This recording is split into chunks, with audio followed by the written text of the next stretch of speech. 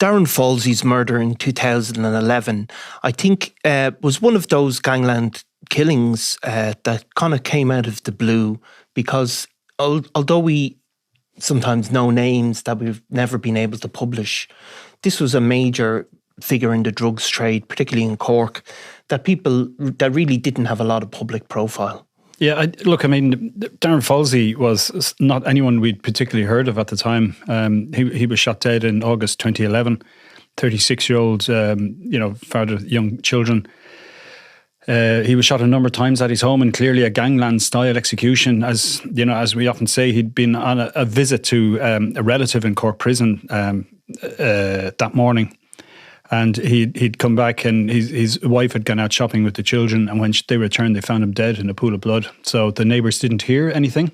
The autopsy, which only happened it was only last November, so that's November 24. So it's whatever it is, 13 years later. Years, yeah. Before that's held, and that was basically the inquest is usually doesn't go ahead until the guards more or less say, well, we can't really move on the case any further. Now, initially there was a lot of speculation at the time. He was described as being a suspected drug dealer. At the time, dissident Republicans have been involved in attacking drug dealers and shooting them in Cork as well. So there was speculation that it was linked to that. Again, they were talking about, there was a debt owed to some other kind of Mr. Big type figure. And there was something like 6 arrests, and even the gun was actually found the following, the October, a relatively short time later. So it did look like the guards had a bit of momentum in the investigation, but ultimately no one's ever been charged, and they've got away with it. And just then, this summer then, the reason I suppose he's back, the reason why we wrote about him this week was it was kind of finishing up an old Criminal Assets Bureau case that when they did the initial investigation, €34,000 was found belonging to him, some of it hidden in a freezer and some other cash in a bank account. And it was actually about €40,000 in total.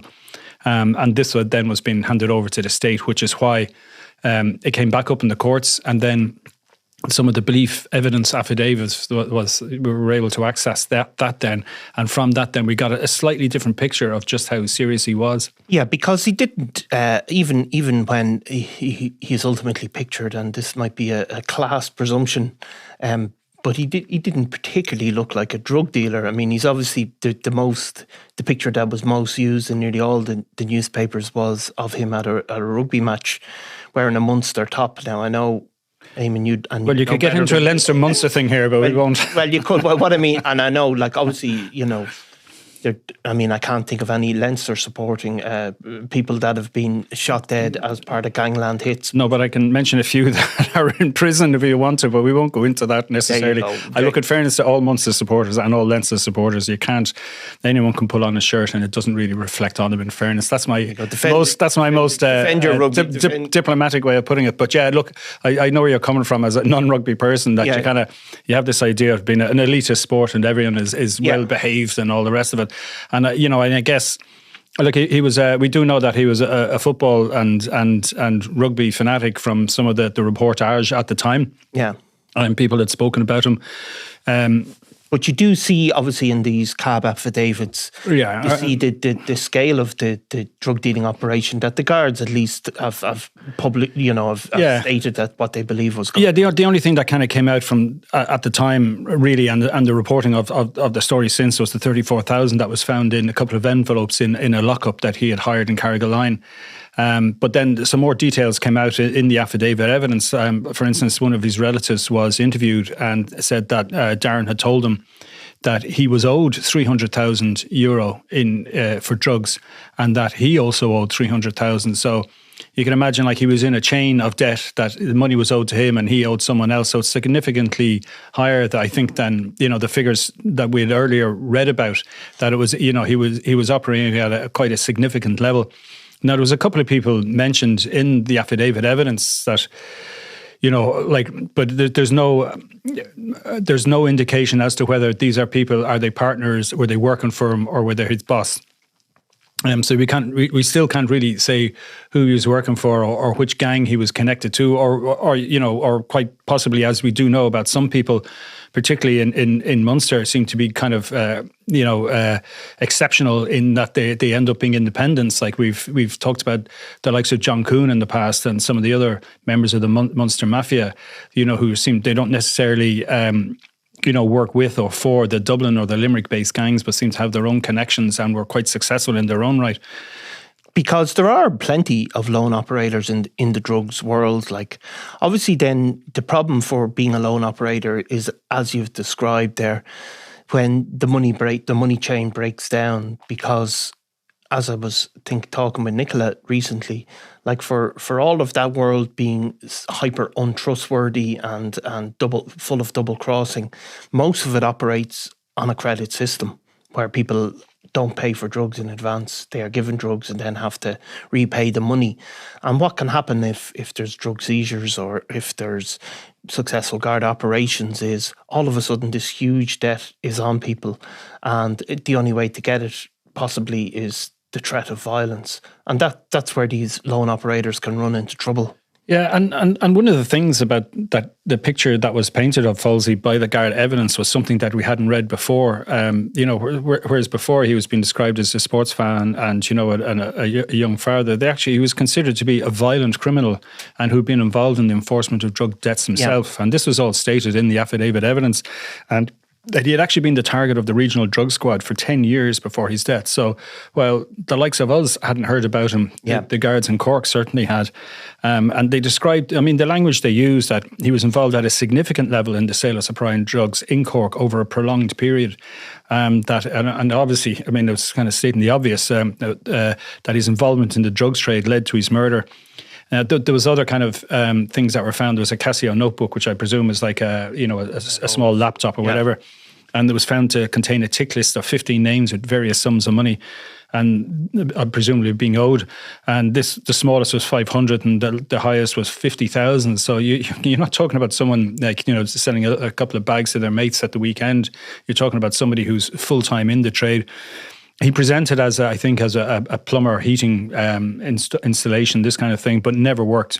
Yeah. And this was something, confirmed by all of the people that were interviewed. So I think the guards mentioned that they managed to track down all 15 names, and it was only kind of nicknames and first names used, but they spoke to them all and got their own got their own take on what had happened. But it also confirmed, and this again was used in the belief evidence, that Falsey was part and parcel of the drug trade, and that he wasn't small time, that he did this full time and made a lot of money.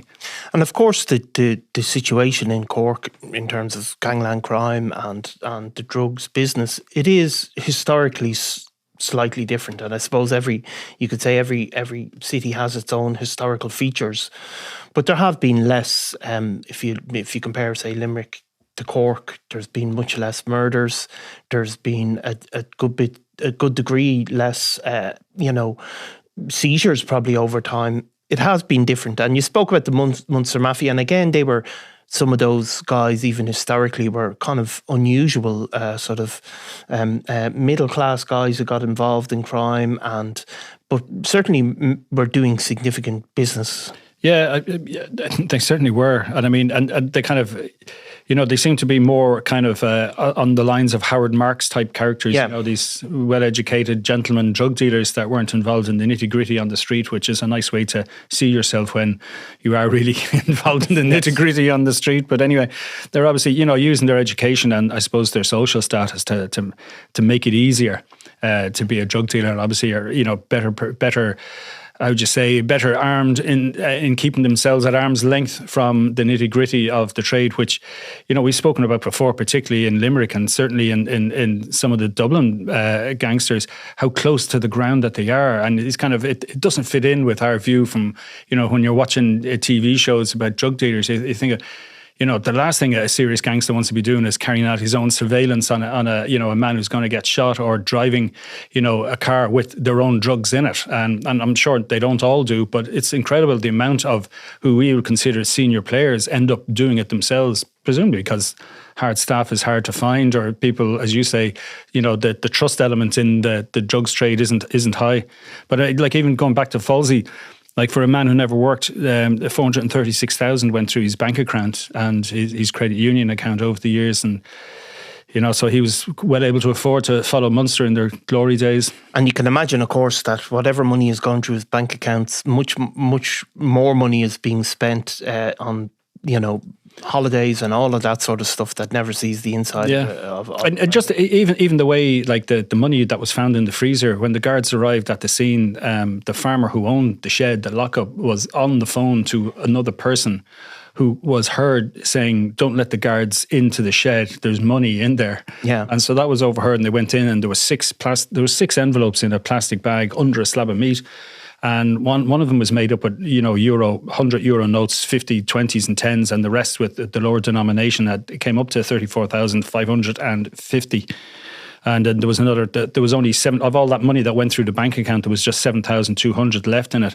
But curiously enough, the envelopes were all marked JK1 to 6. Right. So if anyone wants to speculate on who JK is, feel free. Okay, Eamon, thanks. It's a fascinating story, and obviously a very sad story for Darren Falsey's family, but an interesting insight into the drugs trade.